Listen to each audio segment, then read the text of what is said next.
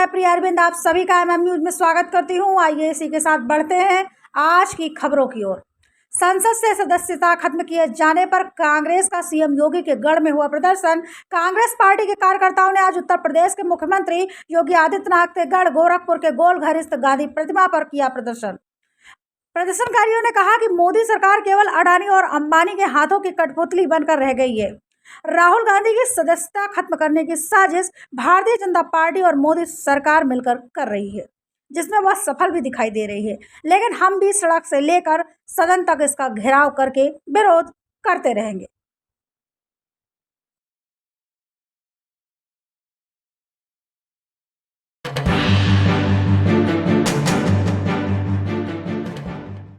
खबर लखनऊ से है। उत्तर प्रदेश की योगी सरकार ने आज 1 साल का कार्यकाल पूरा किया है। आज लोक भवन में सरकार की उपलब्धियां गिनाते हुए मुख्यमंत्री योगी आदित्यनाथ ने कहा कि आज प्रदेश के युवाओं को पहचान का संकट नहीं रहा है। वह जहां भी जाते हैं सम्मान पाते हैं। अर्थव्यवस्था में भी हमारी सरकार में उत्तर प्रदेश 6ठे स्थान से उठकर दूसरे स्थान पर आ गया है, जबकि 6 वर्ष पूर्व ऐसा नहीं था। यहाँ के युवाओं को कहीं भी सम्मान की दृष्टि से नहीं देखा जाता था। उन्होंने इसके लिए पत्रकारों का भी आभार जताया है। वहीं मुख्यमंत्री के गिनाए गए उपलब्धियों पर कटाक्ष करते हुए पूर्व मुख्यमंत्री और सपा मुखिया अखिलेश यादव ने कहा कि भाजपा सरकार प्रदेश में 7वां बजट लाई है, जबकि केंद्र में इन्हीं की सरकार 10 बजट ला चुकी है। इस तरह इस सरकार द्वारा अब तक 17 बजट को लाया जा चुका है, लेकिन इनके द्वारा लाए गए बजट से आम आदमी कितना संतुष्ट हुआ है यह बताने की बात नहीं है। इनको 1 वर्ष का नहीं कुल 17 बजट का हिसाब किताब देना चाहिए। मित्रों, मैं इस अवसर पर आप सबका विशेष रूप से हृदय से अभिनंदन करता हूं कि आप सबने बहुत सकारात्मक भाव के साथ प्रदेश के अंदर हुए कार्यों को देश और दुनिया के सामने पहुंचाने का कार्य किया है।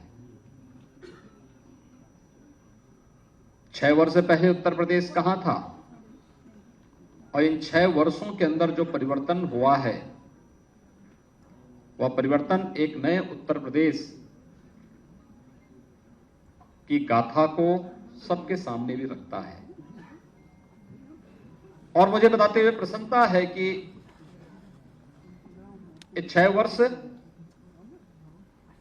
उत्तर प्रदेश के लिए अत्यंत महत्वपूर्ण रहे हैं। फुल मेजॉरिटी की सरकार और सरकार की स्थिरता का मतलब क्या होता है, यह भारतीय जनता पार्टी की सरकार ने उत्तर प्रदेश के अंदर परस्पर समन्वय और संवाद के माध्यम से उसे प्राप्त किया है। इनका 1 साल का कार्यकाल मत गिनिए। उत्तर प्रदेश में ये 7वां बजट लाए हैं, तो 7 बजट का हिसाब किताब दें। दिल्ली की सरकार के 10 बजट हो गए, तो 10 और 7 मिला के 17 बजट हो गए। और पीछे मुड़ के देखना चाहिए कि माँ गंगा कितनी साफ हो गई है, यमुना नदी कितनी साफ हो गई है, कितने नौजवानों को नौकरी मिल गई है, क्या सिलेंडर सस्ता मिलने लगा है, क्या डीजल पेट्रोल सस्ता मिल रहा है, क्या बिजली का बिल सस्ता हो गया, क्या इलाज अब फ्री मिल गया है, क्या इलाज देश में ऐसा हो गया कि कोई दिल्ली में इलाज कराने नहीं आ रहा है। तो ये जो बुनियादी सुविधाएं हैं, ये बुनियादी सुविधाओं का जो वादे किए थे वो क्यों नहीं पूरे हुए हैं। कांग्रेस पार्टी के सबसे बड़े नेता राहुल गांधी की मेंबरशिप चली गई है, उसके बाद आपको लगता है कि ओरिजिनल पार्टी को आगे बढ़ाना चाहिए?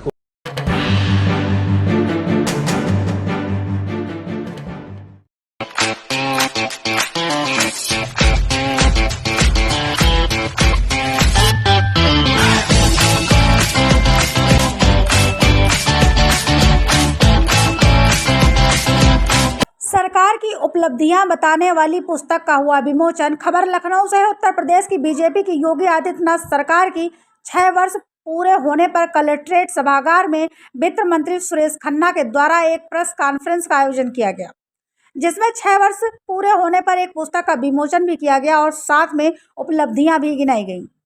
साथ ही साथ केंद्रीय मंत्री कौशल किशोर, उत्तरी विधानसभा विधायक डॉक्टर नीरज बोरा और लखनऊ जिला अधिकारी सूर्यपाल गंगवार मौके पर मौजूद रहे। मोबाइल नीचे कर लो भाई, मोबाइल नीचे कर लो भाई।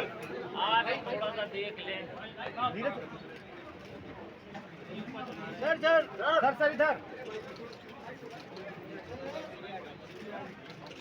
सर इधर देखिए।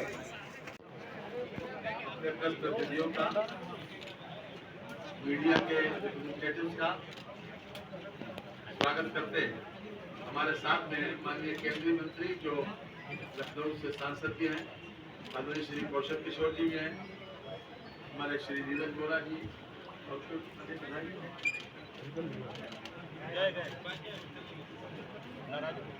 सबसे पहले तो हम आप सब लोगों को बधाई देते हैं कि आप लोगों के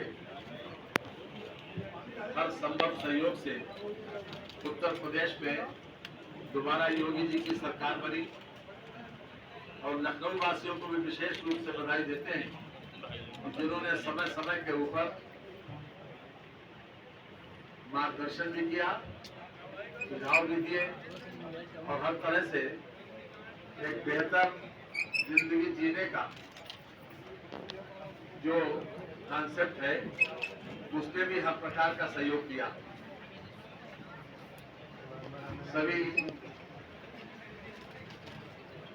सबसे पहले हमने यही कहा था, योगी जी की सरकार जो दोबारा बनी उसके पीछे रूल ऑफ लॉ, सुशासन और विकास यही मुख्य मुद्दे थे जिसकी वजह से लोगों ने भारतीय जनता पार्टी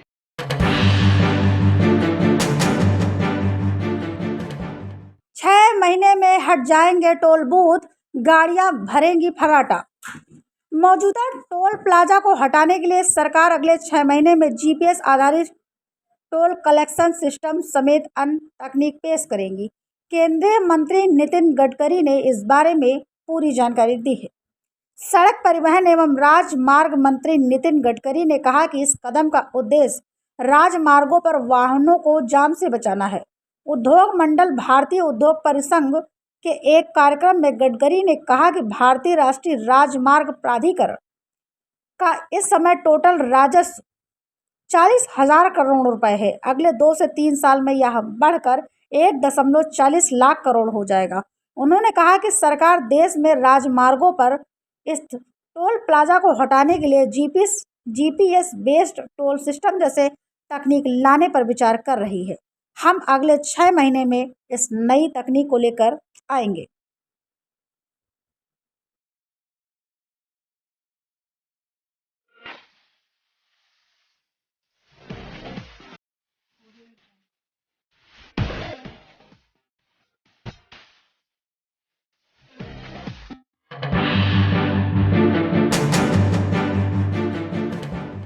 लॉरेंस बिश्नोई के नाम पर मांगी 30 लाख की रंगदारी।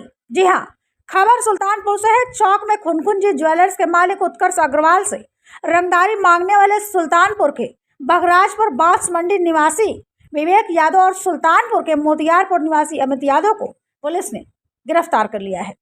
यह खुलासा डीसीपी पश्चिम एस चन्नप्पा ने किया है। इन लोगों की पुलिस 21 मार्च से तलाश कर रही थी। चौक में स्थित खुनखुनजी कोठी निवासी उत्कर्ष अग्रवाल को 21 मार्च को सुबह 11:35 बजे एक व्हाट्सएप कॉल आई थी। उन्होंने बताया कि फोन करने वाले ने खुद को लॉरेंस बिश्नोई और गोल्डी बराड़ का आदमी बताते हुए 30 लाख रुपए न देने पर गंभीर अंजाम भुगतने की धमकी दी थी।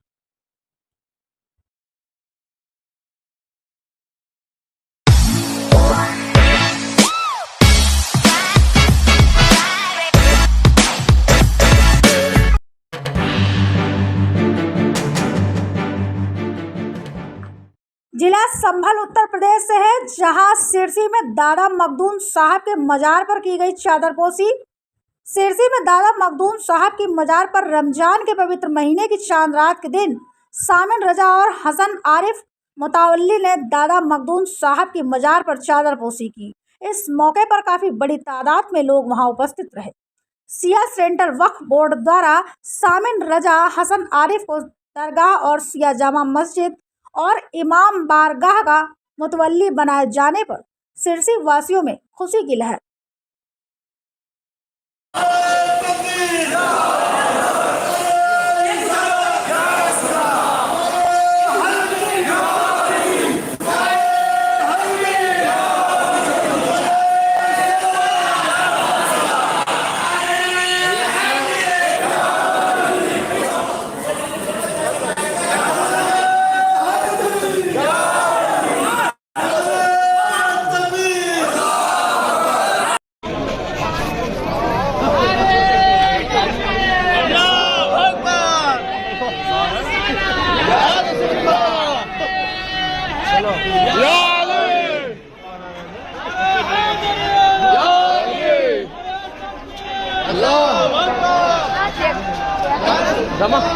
थोड़ी बनाइए यार।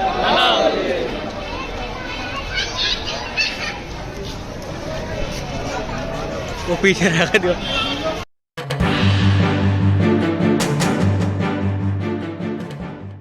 खबर रायबरेली से है। योगी सरकार के 1 वर्ष पूरे होने पर यहां रायबरेली में प्रभारी मंत्री प्रतिभा शुक्ला ने अब तक की उपलब्धियों को गिनाया है। उन्होंने कहा कि हमारी सरकार सुशासन, विकास एवं रोजगार के सिद्धांत पर चलते हुए लगातार चौमुखी विकास कर रही है।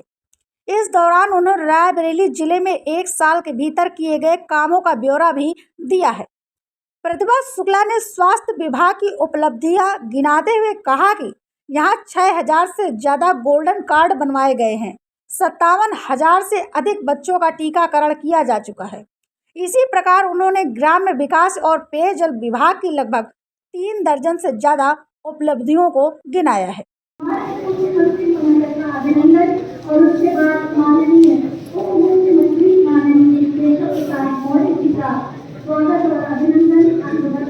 तो जो बहुत सी बिल्डिंग बनने आई, जो आंगनबाड़ी केंद्र हैं, उसमें जो कार्यदायी संस्था जिनको दिया गया आवंटित वो बड़ा ढीला हवाला कर रहे हैं। अब तक बन जाना चाहिए था। कई हैं अभी तो थोड़े दिन पहले पैसा आया है। पहले 8 लाख में बन नहीं पा रहा था, 12 लाख हो गया है। तो उसमें अब बनाने के काम अति से पूर्ण किया जाएगा। किसको आपने दिया है? इस बार आरईडी को दिया है। जो पुराने काम हैं उनको अनुश्रवण करके जल्दी पूरा करा रहे हैं।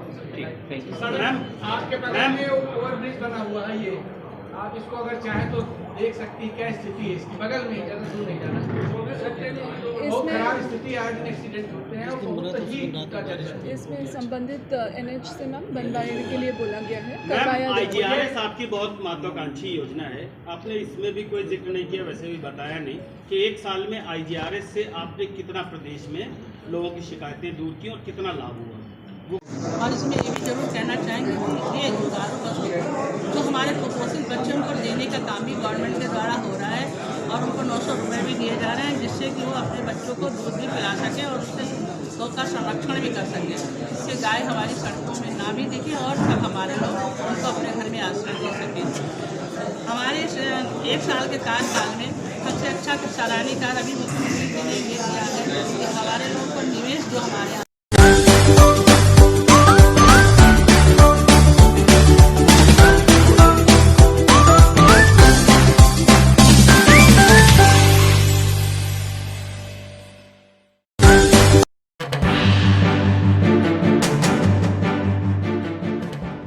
महिला सशक्तिकरण रैली यात्रा को आज पुलिस कमिश्नर ने कानपुर नगर की पुलिस लाइन से हरी झंडी दिखाकर किया रवाना।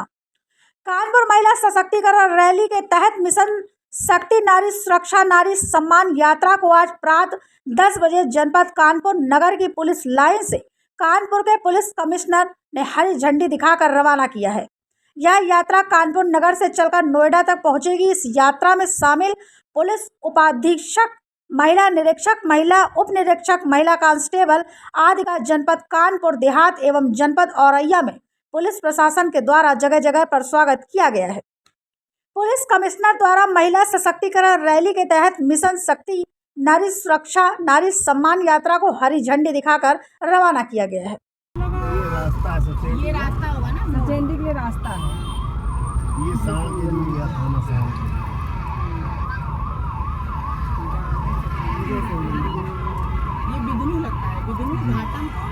संजेती का उसका हमीरपुर का बॉर्डर है। यही रीजन कंफ्यूज रहता है सजेती और सचिन तो सचिन भी पड़ता है पंथी के बाद ये सुन वो इटावा रोड पे है। नारी सशक्तिकरण रैलीज जो महिला बाल सुरक्षा संगठन उत्तर प्रदेश का है, उसके अंतर्गत ये पूरे उत्तर प्रदेश में ऑर्गेनाइज की जा रही है। इसमें विभिन्न जनपदों से 2 रैलियां अलग अलग दिशाओं से गुजर रही है। कानपुर नगर में ये दोनों रैलियां इकट्ठा हो गई थी और यहीं से अपने गंतव्य की ओर आगे बढ़ा दी गई है। ये रैलियां अपने मार्ग में नारी सशक्तिकरण को लेकर जो सरकार की प्राथमिकताएं हैं और जो उत्तर प्रदेश पुलिस की वचनबद्धता है उसको दोहराएगी, इनका प्रचार प्रसार कराएगी और उत्तर प्रदेश में निवास करने वाली सभी महिलाओं और बच्चियों को उत्तर प्रदेश पुलिस सुरक्षा देने में के लिए कटिबद्ध है, ये संदेश पहुंचाएगी।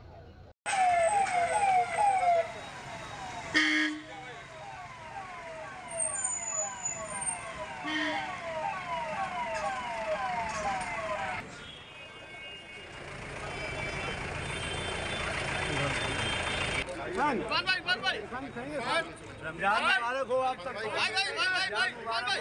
और दुआओं में याद रखना।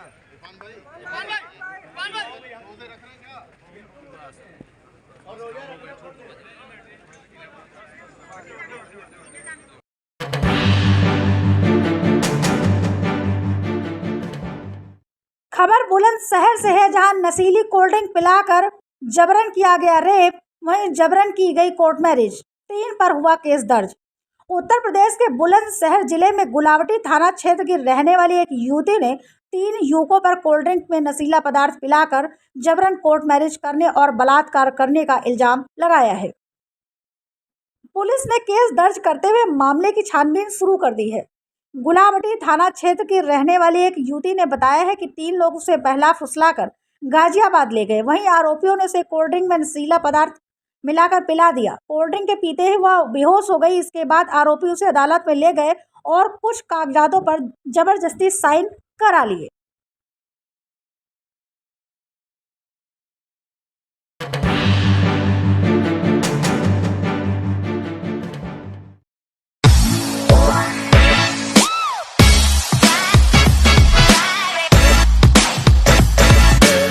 उमेश पाल हत्याकांड के 1 माह बाद भी शूटरों तक नहीं पहुंच सकी एसटीएफ की टीम।